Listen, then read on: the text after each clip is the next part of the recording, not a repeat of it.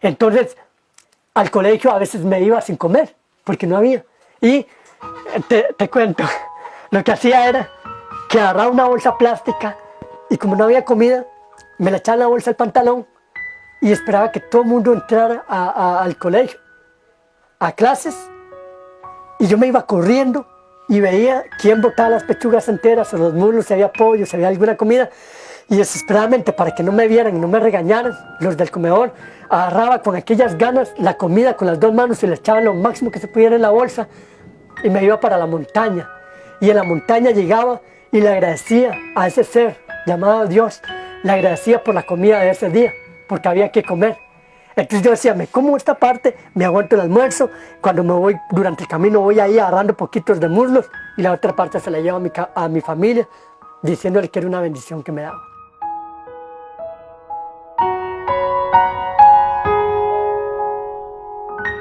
Eran los sobres, porque yo me sentaba ahí a velar la comida, porque yo tenía hambre. Y yo me ponía a pensar, ellos lo tienen todo, la rica comida, tienen becas, uno no tiene nada, pero los velaba ahí como la hora que comía, esperando que terminaran y que agarraran la comida entera, a veces que decían qué cochinada de comida, decían ahí qué cochinada de comida, y uno por dentro, yo le decía a Dios, perdónanos, no saben lo que dicen, digamos, porque así, y tiraba la comida, y esos sobros era lo que yo me comía, que estaban bien, estaban enteros, los muslos le pegaban un mordisco y lo botaban, entonces yo me terminaba de comer todo, me iba para la montaña, y me quedaba ahí un ratillo, agradeciéndole al hombre porque había comido, porque ese día había comido.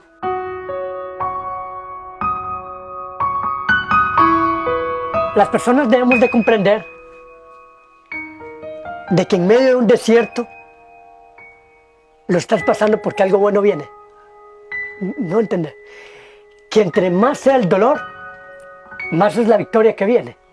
Entonces, yo no sabía que Dios me estaba preparando para algo bueno.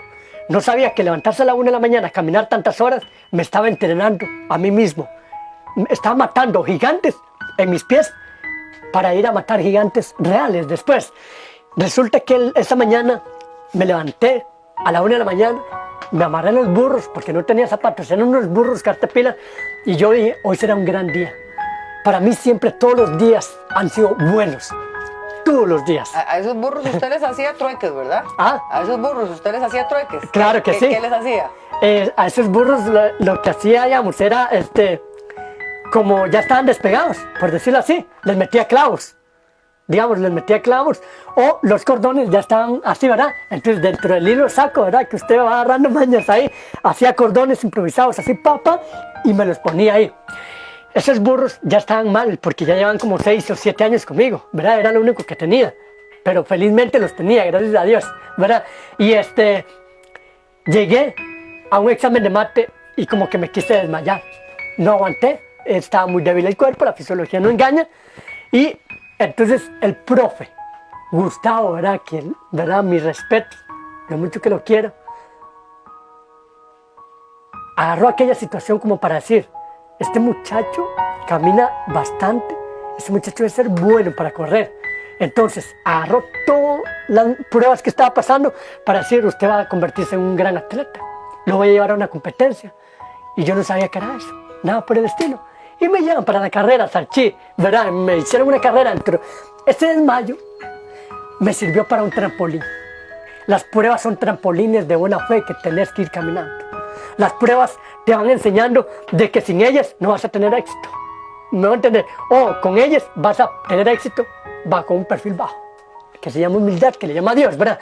Ahí llegué a la carrera, vea, sin mentirle, llegué a la competencia. Mal comido, normal la vida, ¿verdad? Sí, mal comido así.